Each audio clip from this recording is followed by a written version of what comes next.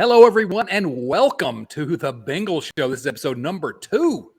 Just 2. I'm not used to saying a number that's that low, but you got to start somewhere. I'm your host, Chad Dotson. With me today for our kind of quick reaction podcast is your buddy Joe Farzing. How are you, Joe? Not as good as I was at about 1 o'clock, but we're starting to feel a little bit better. Yeah, it was. That was one of the most bizarre games of American football I've ever seen in my life, and we'll kind of recap it here. But here's where I want to start. I want to get your opinion on this. I probably should have teed this up for you before we started recording, but I came away from that. I mean, there are lots of takeaways. The Bengals looked unprepared. I have questions about coaching decisions. There were a lot of takeaways by the Steelers. there were a lot of literal takeaways by the Steelers, absolutely. But I came away from that thinking the Bengals are so much better than the Pittsburgh Steelers. It is unbelievable to me. Yeah. I mean, the Bengals played as bad as they could have played pretty much on the offensive side of the ball anyway, and still should have won that game. So that was, I guess if I'm looking for reasons to be optimistic, I think if you come away from that thinking that the Steelers are going to be better than you thought they were going to be or something like that, no way. No. And I'm still just as optimistic about the Bengals. So I'll let you tell me where I'm wrong. No, I think you're right on. The Steelers were gifted 17 points. I mean, they had 4 turnovers at half, and they were up 17-6. I mean, that's pretty bad. Pretty bad indictment of their offense.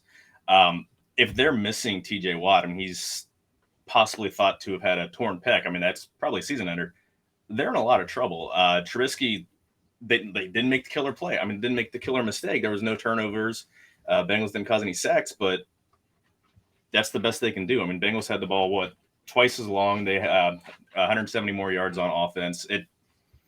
That the Bengals were still in when Burrow was doing his best Oprah impression. You get a pick, and you get a pick, and you get a pick. I mean, that they were still able to should have won the game on a couple of different occasions. I mean, that's an indictment of how the Steelers, I think, are going to be. Yeah, I think so. But good. I'm glad that they're going to be bad. I hate that they're 1-0 now. But the glass half full part of me wants to start with the defense. The defense kept the team in the game and just time and again came through. And even when they were put in very, very difficult positions by all the turnovers. So that's an extremely hopeful takeaway. Absolutely. I mean, outside of not being able to cause a turnover, they didn't have any huge game-changing plays. They ran the ball. I had the page here. Steelers ran the ball for a grand total of 75 yards on 22 carries, 3.4 yards. That's doing a really good against a team that's geared to run the ball. Again, Najee Harris can't run the ball against the Bengals. This is 3 games in a row. He had 10 carries for 23 yards, 2.3 carries with a long of 11. I mean, they absolutely shut the run down. If it weren't for Claypool getting a couple end arounds, there would have been nothing. On offense, they had 3 decent length passes, like a 2 to the tight end, like on a screen, and one kind of the fireman made a heck of a catch. But everything they kept in front of them, nothing up behind them. They played lights out. Yeah, absolutely. So and nothing to to be upset about. Right. Yeah, and even some room for improvement as well. Yeah. Now the other side of the ball, and I guess I've buried the lead here. The Bengals lost 23-20 on the last play of overtime in the season opener against the Pittsburgh Steelers, and there are going to be some people that are going to probably already don't ever go on Twitter, but I'm sure there are people already condemning Joe Burrow and Evan McPherson, who did miss an extra point and a field goal. To me, pin your blame on this offensive line. And although Burrow deserves, Burrow did not play his best game, but the offensive line and, of course, the problems with the kicking game were not McPherson's fault. I'll let you go whichever way you want with either of those. Yeah, I mean, first off, with the kicking game, I was just reading ESPN, their beat writers recap, and they didn't mention, like, the line was about McPherson mixing kicks. Well, they were missing their long snapper. They were both – the extra point was a high and extremely slow snap back to Huber. He got it down as fast as possible, but they gave Fitzpatrick enough time to get around the edge and get a finger on it to block that. And the field goal, my issue with that is more of the play calling. Why were they, when you're missing your long snapper, because Clark Harris had an injury earlier in the game, and you're to a backup tight end who clearly didn't do well on the first snap, why you're kicking it on third down instead of trying to get a first down or marching down to get a touchdown. That's another story. But again, the field goal snap was really high, was really slow, and Huber, I think, should have just dumped the play. Should have just caught the snap and grounded the ball. Knew down that fourth, then tried again on fourth down. That's why you do it on third down. But it rushed it. Didn't get time to get the laces turned. McPherson rushed the kick, and it missed it by 15 yards. I mean, it had no chance. As soon as it came off his foot, immediately gone. So, and then Burrow, I'm going to put more on Burrow with the caveat. This is the worst game that he's played as a pro. It's probably going to be the worst game he's going to play all year. Right. Without the benefit of being able to go back and looking at the tape and seeing what he missed on some of those interceptions. I mean, he just had a bad game. He made a couple bad calls, a couple bad reads, and the Steelers made a couple great plays. The strip sack, it's a great play getting around. I think he came around Volson, and then T.J. Watt's interception. Guy made a heck of a play. I mean, he's a All-Pro linebacker for a reason. I mean, he's the second highest paid defensive player in the league behind Aaron Donald. There's a reason that he's getting all that money. He just made a hell of a play. So you just tip your cap to that. Yeah, the game starts out. Burrow is sacked, one of 7 sacks, I believe, he had today, and then interception to the next play, and you're thinking, oh my goodness. But I just thought, whatever, it is what it is, and it did not really get better ever. A nice 59-yard field goal by McPherson in the first half was nice, but essentially 7 sacks today. But I did see kind of the caveat that someone mentioned. This was their first time playing together at game speed for a long time. And so surely they're going to improve. I think maybe we're going to talk. You've already mentioned the questions about why to kick on third down. I've got some real questions about Zach Taylor, but maybe not taking that last preseason game a little more seriously, that could have helped. I don't know. Maybe I'm just I'm a soccer fan. I don't know what I'm talking about. But any thoughts about this offensive line and their ability to improve? Because if they don't improve, we're in big trouble. Yeah, I get the arguments both for and against. Resting the guys, letting them sit. You don't want to wear them down. This is a longer season. Last year was the first 17-week regular season. That's an extra game of wear and tear, and you don't want to put any more additional wear and tear in these guys that that you're going to be counting on. On the other hand, you have 4 new starters, and something is nice. I have no idea where that's coming from. It's the Riverfront Dance project here. I would love to turn that off if I could figure out where that sound is coming from. Hey, I got it fixed. There we go. Fantastic. I had to close out the window. I had to close out the window with all the stats that I was looking at, so that's great. I'm running naked again. With the 4 new starters, the only live full speed reps that they had were still just in the practices against the Rams. So do you risk a game like this to where, it clearly they look like they hadn't played together. Just some of the miscommunication. They're talented offensive linemen. It's not like these are the scrubs that were out last year. Do you risk having a game like this earlier in the season, or do you risk putting your guys, in live fire, and risk an injury in preseason? So it's, I don't have an issue with either one. Steelers played their starters all 3 preseason games. Najee Harris and Deontay Johnson both got injured in their during preseason games. So this clearly is an argument for both. So one more issue, and we're kind of jumping around too much, but one more issue with Zach Taylor that I wanted to mention to you. That last drive by the Steelers in overtime, in which they won the game. The Bengals drive stalled, and they had to punt the ball away. And they had 15 seconds left on the play clock when they punted the ball, giving the Steelers 15 seconds of extra time. That seems like basic, Madden NFL clock management to me. And I don't understand why someone didn't pick up on that and say, hey, let's run this clock down. That's high school sports stuff. Seems like to me anyway. Listen to me criticizing a coach that just went to the Super Bowl. But hey, that's what we do here at the Riverfront. Any thoughts on that? That's why we do the hot takes immediately after the games. No, I listened to his press conference, and he was clearly not happy with the way that everything went down. He made it very clear that he wasn't blaming either Huber or again, you've got Mitchell Wilcox, the backup tight end, backup long snapper. He's the one out there on the field again. So I don't know if it was just them wanting to get the snap off so that Wilcox didn't feel rushed trying to snap under the gun or what, but it seemed pretty clear that he was not pleased with how that gave him an extra 13 seconds, and they ran the clock all the way down and kicked a 53-yarder at the gun. So those 13 seconds were pretty important. I would have run it down and taken the delay of game, and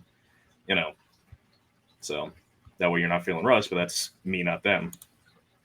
Right. So anyway, enough of that. Let's talk about some individual performances. Now, before we get into the individual performances, anything else you want to say? Just that kind of your biggest takeaways from the game.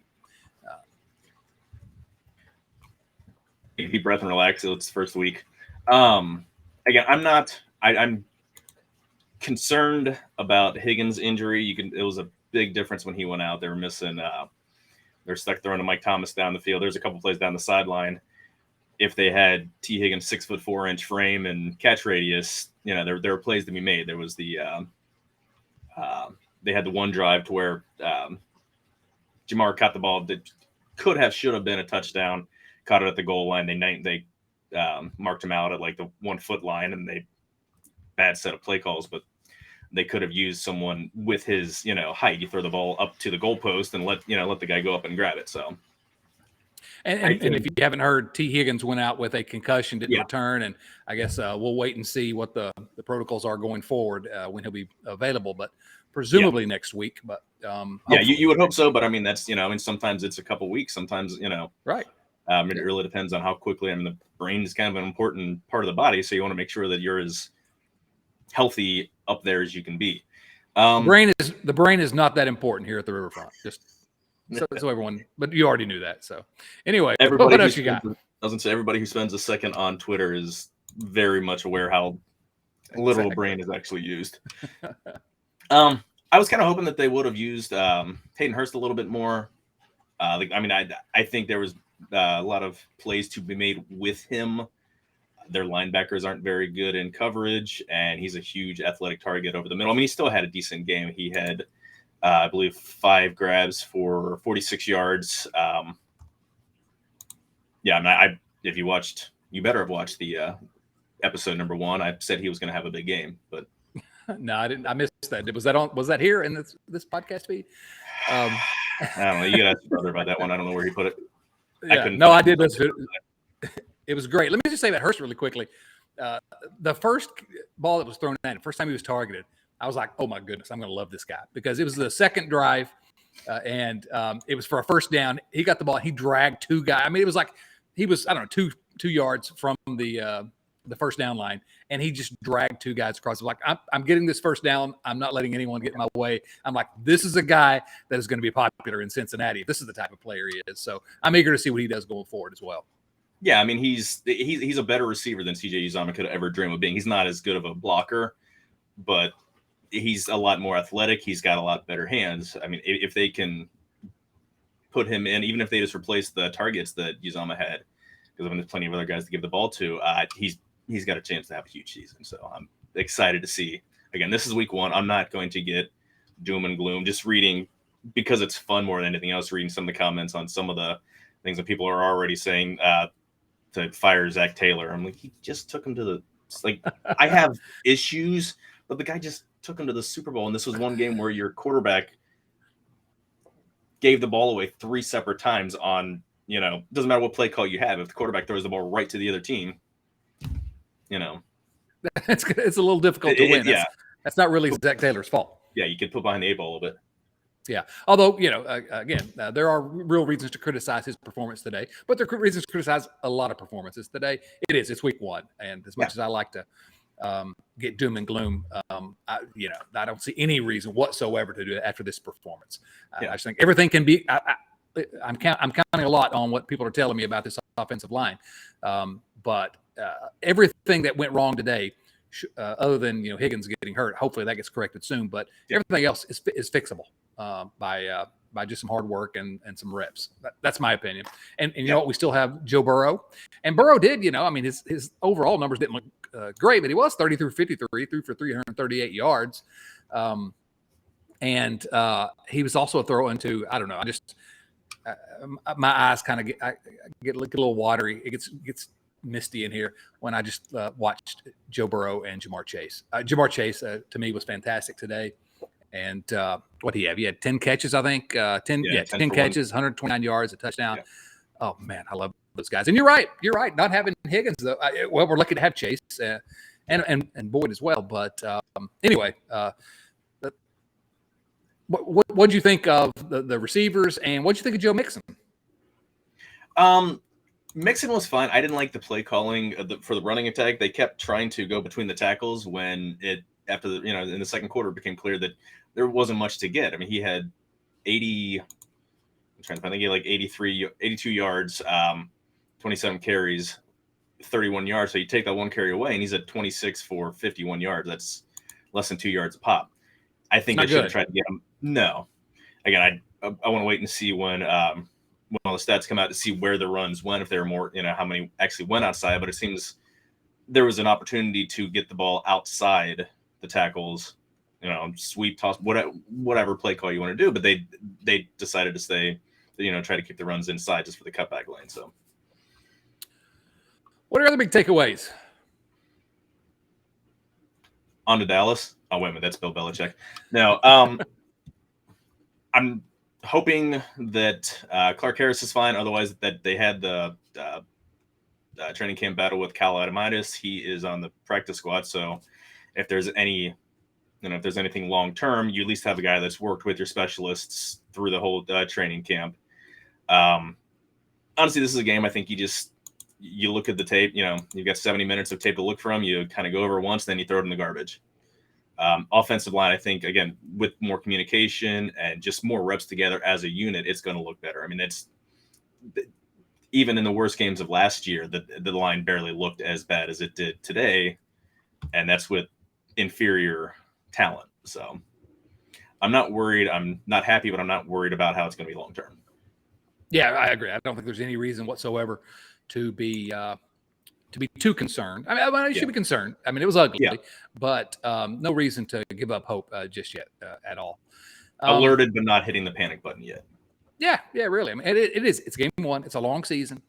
There were times early in the season where you would never have guessed last year this team was destined for such big things. So let's pump the brakes just a little bit, but also be realistic about this team. Last year they made it to the Super Bowl, but it wasn't like they ran away with the AFC, and so it's going to be a tough slog this year. But there's no reason whatsoever why they shouldn't be there all the way to the end. Can I mention one thing quickly, and then I'll let you say whatever else you want to kind of wrap up your thoughts. Go ahead. At the Riverfront, we have this thing called patreon.com/riverfrontcincy, our family, our group, where we talk and hang out, and if you can go support us if you want to there. But we decided to do something unique this year, which is a survivor pool. Now, I'd never done a survivor pool before, but I've known people that have.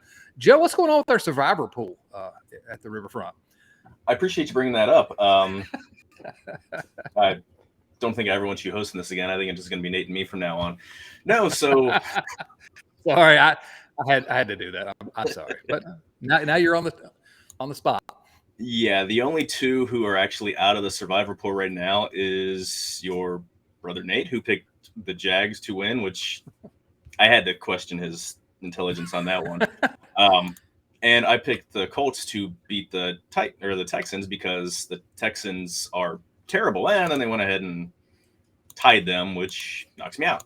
I should have realized that the Colts haven't won an opening, haven't won their opener in 9 seasons now. So maybe I should have done a little more research on that. No, just having fun with you. Yeah, Nate, I don't know what you're thinking about, but he's trying to sneak one by in week 1 and save some teams for later, I think. But I'm still going to throw him under the bus. Yeah, definitely. Absolutely. 100%. So, all right. Yeah, listen, the next episode of the show will be later this week, and there'll be a lot more in-depth breakdown of what happened. We'll have all the quotes from all the press conferences. We'll get to see how they look during the week at practice. And so we'll be back at you to prepare for the Dallas game next Sunday later in the week. But any other kind of quick reactions that you think we need to deliver here? Any more hot takes? Or only the hottest. No, the only thing that I was kind of disappointed in, the Steelers have a bad offensive line, and they really didn't get a lot of pressure. There's one sack for 2 yards that was Trubisky running out of bounds 2 yards behind the line of scrimmage instead of flicking it forward because he's an idiot and a bad quarterback. Outside of that, there were a few pressures. There was Hubbard almost got a safety on one, but he had more time than he should have had for a team with a bad offensive line. So I would hope that that's something that they can fix. Stunts, blitzes, whatever. But it's one thing that I was pretty disappointed on. Yeah. I think you're right. I don't know. There were not very many good things to bring from this, but I do come back to where I started, which is that it was clear they were the superior team. The Bengals were the superior team, and I don't know. Fingers crossed that they can get it right going forward. Joe, this is the first time I ever talked about the Cincinnati Bengals really in public. Is this a dangerous thing for me to be doing? Well, I mean, you're used to sadness with the Reds, so I mean, this is more optimistic sadness, but it's still a lot of history of sadness. Yeah, I don't want to. I shouldn't mention all the people that tweeted at me saying just as soon as the Riverfront starts to get into the Bengals, like what happens? Yeah, it's probably my fault. So no, next week's going to be a big win against a team that we have some history with, and not really. Don't really have any history at all with Dallas, but yeah. I don't know. I tried to go into the. I don't know what I was doing there. Try to add some intrigue into the. I was trying to. The whole thing. Yeah, this will be my last appearance. It's the L. Collins Bowl. That's what it is. and Cheeto Awuzie played for the Cowboys too. So. All right. Well, let's. I am looking forward to hearing the analysis on the next show. And Joe, man, I really appreciate you always being our go-to guy for the Bengals here. And I'm excited about you and I've talked a little bit, but this is the first time I've got to join you here, and I'm excited about this project. I think that we are going to have way more fun following this Bengals team this year than we have with the Reds. And so I'm excited to have an outlet for us to get excited again. Glad we're always happy to be here to help out. So. All right. Well, this is the Riverfront, episode 2 of the Bengals show. We come at you every week, and then hopefully a quick reaction podcast when we can. This has been the first quick reaction podcast to the Bengals 23-20 loss in overtime in opening week. Join us next week. Always follow us wherever you find podcasts. Search for the Riverfront. Give us a follow, and we're also going to be on. This will be on YouTube as well. So give us a like and a follow there as well. Joe, man, always fun, buddy. Chad, take care of yourself. All right, for Joe Farsing and I don't know who, Icky Woods, maybe. This is Chad Dotson saying, so long, everyone.